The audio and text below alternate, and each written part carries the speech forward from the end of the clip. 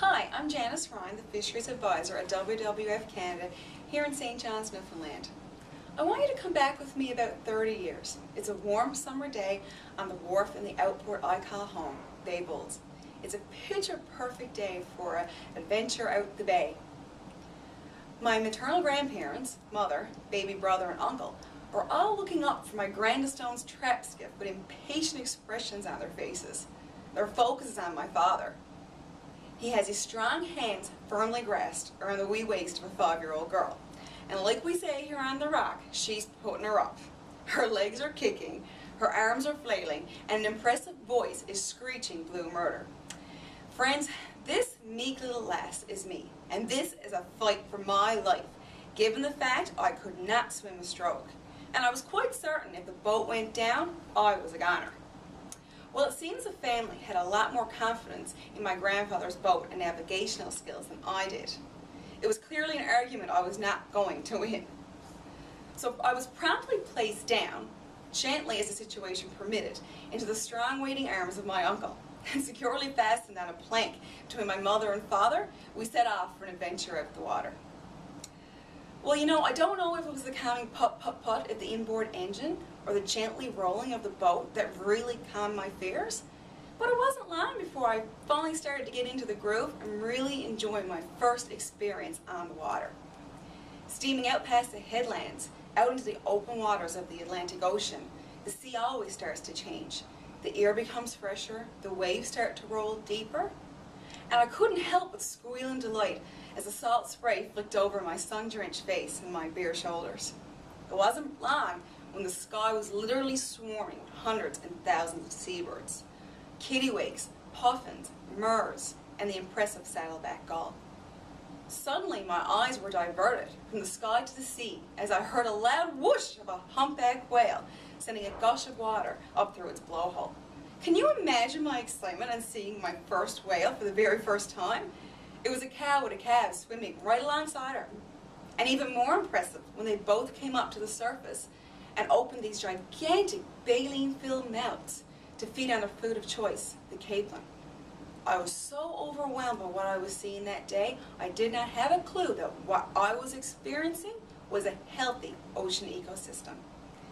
Growing up here alongside the water, it certainly has played a big role in the person I am today. And the ocean wasn't just a place for me to have fun. For a few years, I too worked offshore, 200 miles as a fishery observer. I'd obviously learned to swim at that point in time. The ocean has provided the resources that have sustained livelihoods for generations of Newfoundlanders and Labradorians, including the majority of my family. I used to love to sit on the grass in the late summer evenings and watch my Grand Ryan and his trap crew mend their nets. I am still fascinated to this day how these burly men would take these large wooden needles and delicately interlace the black twine through the holes, fixing their nets after the fishing season. Oh, and they were a happy bunch, joking and teasing with me as they worked.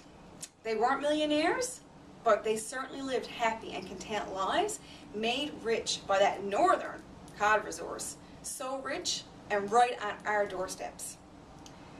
I want to fast forward a decade now, July 2nd, 1992, and the unthinkable happened. A moratorium was imposed on the northern cod resource, literally bringing the fishing industry in my province to a screeching halt. What was once considered the richest cod resorts in the whole world was now facing extinction. The fishermen and the plant workers in my family were now faced with a sudden disruption in their way of life. And they were certainly not alone. 30,000 people in the coastal outports across Newfoundland and Labrador were now faced with that same sharp, harsh reality. A livelihood that had supported generations of Newfoundlanders and Labradorians was now redundant. And only one question remained. How could a catastrophe of such a magnitude ever been allowed to happen in the first place?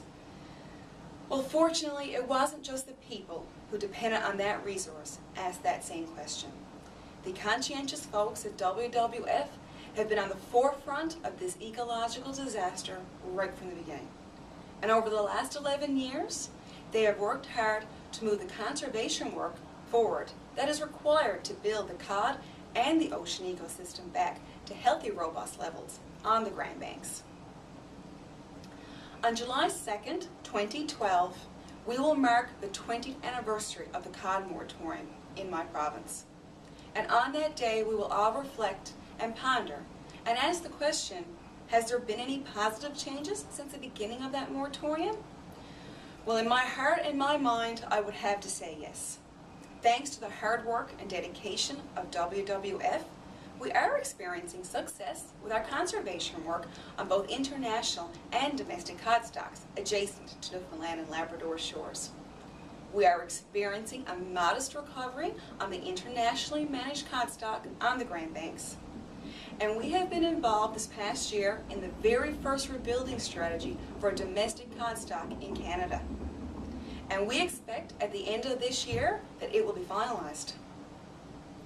As you can see, the conservation work of WWF doesn't just end at the 200-mile limit. The depletion of the world's global fish stocks are indeed one of a massive epidemic proportion. And thus, it is indeed an issue of humanity. But don't think for a second that an issue of such vast proportions is outside your scope.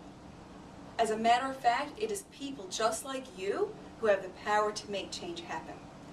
If it wasn't for caring people like you driving the global market demand for sustainable seafood, I don't think for a second the decision makers would be moving very quickly on this issue. So now you may say to yourself, well, what can I do? Well, the next time you pop into your local supermarket to grab a feed of fish for supper, ask a question. Is this fish from a sustainable source? Or more to the point, has it been certified by the Marine Stewardship Council? And if it hasn't, explain to that store manager you only want to buy certified sustainable seafood. And if they can't provide it for you, you tell them you're moving your business up the road to a supermarket that is committed to sustainable seafood. Before I conclude, I want to leave you with just one last thought. Thousands of tourists make the trek every year to Newfoundland and Labrador. And perhaps you've been fortunate and blessed with a trip to the Rock. It wouldn't be a very exciting place without the whales and the seabirds to view. And those quaint fishing villages wouldn't have that charm if it didn't have the fishing industry that has been the foundation of its culture and its heritage. You help drive our economies. And at the end of the day, it is your choices that keep our oceans and my communities healthy ones.